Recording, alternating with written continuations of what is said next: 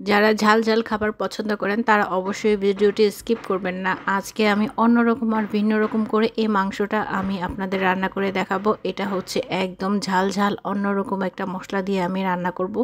দেন আপনারা যারা যেখান থেকে দেখছেন অবশ্যই সম্পূর্ণ ভিডিওটির সাথে থাকবেন। আমরা যখনই কোনো কিছু রান্না করব অবশ্যই আপনারা একটু খেয়াল রাখবেন যেন পেঁয়াজটা একটু ব্রাউন কালার করে নেবেন, তা না হলে কিন্তু একটা ফ্লেভার আসে না রান্নার মধ্যে। অরিজিনাল একটা ফ্লেভার আসার জন্য অবশ্যই চেষ্টা করবেন পেঁয়াজটা একটু ব্রাউন কালার করে রান্না করার জন্য। দেন এখানে আমি পরিমাণ মতো তেজপাতা, আদা রসুন, লবণ সব কিছুই দিয়ে দিয়েছি।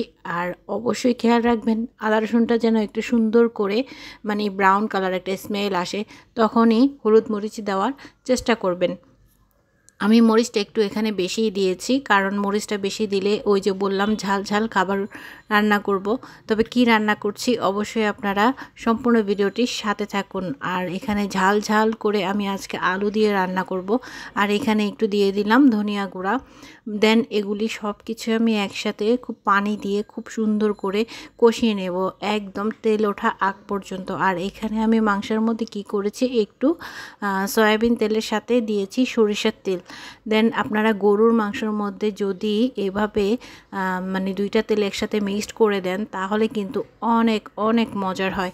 আমি সরিষার তেলটা দিয়েছি, আর সরিষার তেলটা দিলে কি হয় মাংসের কালারটা আরও চাকচমক হয়, ভালো লাগে, আর একদম তেল ওঠে, খুবই সুন্দর লাগে দেখতে। আর সরিষার তেল খাওয়া তো এমনিও ভালো। আর আমি এখানে মাংসের মধ্যে দেখেছেন যে আমি গরম পানি দিয়েছি, তাই একদম চকচকে হয়ে গিয়েছে, দেখেই আপনারা বুঝতে পারছেন। আর মাংসটার মধ্যে অ্যাকচুয়ালি চেষ্টা করবেন এইভাবে গরম পানি দেওয়ার জন্য। আমি কিন্তু গরম পানি দিয়ে খুব সুন্দর করে ক্লিন করে নেই। দেন গরম পানির মধ্যে যদি আপনারা খুব সুন্দর করে এভাবে ক্লিন করে নেন তাহলে কিন্তু মাংসের মধ্যে যে এক্সট্রা ময়লা বা বালি অনেক কিছুই থাকে, যেহেতু কাঠার মধ্যে নিয়ে কাটা বাছা হয়, আবার মেলে রাখা হয় বাজারে, তাই চেষ্টা করবেন এভাবে গরম পানি দিয়ে ক্লিন করার জন্য। আর এই টিপসটা হচ্ছে আমার শাশুড়ি মা আমাকে শিখিয়েছে। তো আমি আপনাদের সাথে এভাবে প্রতিনিয়ত প্রত্যেকটা টিপস শেয়ার করে থাকি রান্নার ভিডিওর পাশাপাশি। আর এখন কিন্তু আপনারা খেয়াল করছেন যে আমি আলু দিয়ে রান্না করব। দেন আলুগুলিও কিন্তু পিস করে আমি কেটে রেখেছি। আর মাংসটা আমি এইভাবে একদম পানি ছাড়া আমি 1 ঘন্টার মতো কুক করে নিব। একদম পানি ছাড়া মাংসের মধ্যে যে পানিটা উঠবে সেই পানি দিয়ে আমি 1 ঘন্টা পর্যন্ত রান্না করব। আর যখনই আমার একদম তেল উঠবে, ঝোল ঝোল উঠবে, ঠিক তখনই যখন ঝোলটা শুকিয়ে যাবে ঠিক ওই মুহূর্তে আমি চেষ্টা করব আলুটা দিয়ে ঝোলটা দেওয়ার জন্য।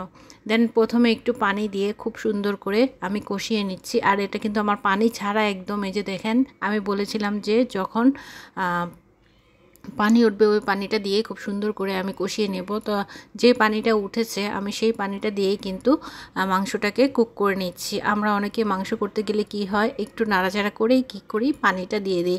আর প্রেশার কুকারে মাংস রান্না করলে কখনোই মজার হয় না। দেন আমার হিসেবে কখনোই মজার লাগে না। আর এখন এই যে দেখছেন একদম কুক হয়ে যাওয়ার পরে কিন্তু আমি ঝোল আর আলুটা দিয়েছি। আর গরুর মাংসের এরকম পাতলা ঝোল আর আলু খেতে কিন্তু ভীষণ মজার।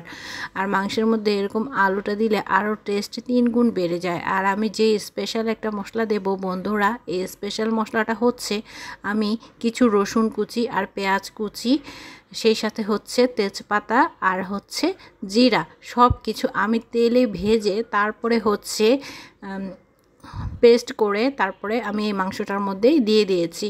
তো দেখছেন মাংসটা কিন্তু একদম ভিন্ন রকম একটা কালার এসে পড়েছে। তো বন্ধুরা আপনারা বিশ্বাস করবেন না, এত মজার ছিল। অনেকটা খাওয়া হয়ে যাওয়ার পর আমি ভিডিও করে ফেলেছি। দেন যাদের ভালো লেগেছে তারা অবশ্যই লাইক কমেন্ট করে পাশে থাকবেন। Thank you so much.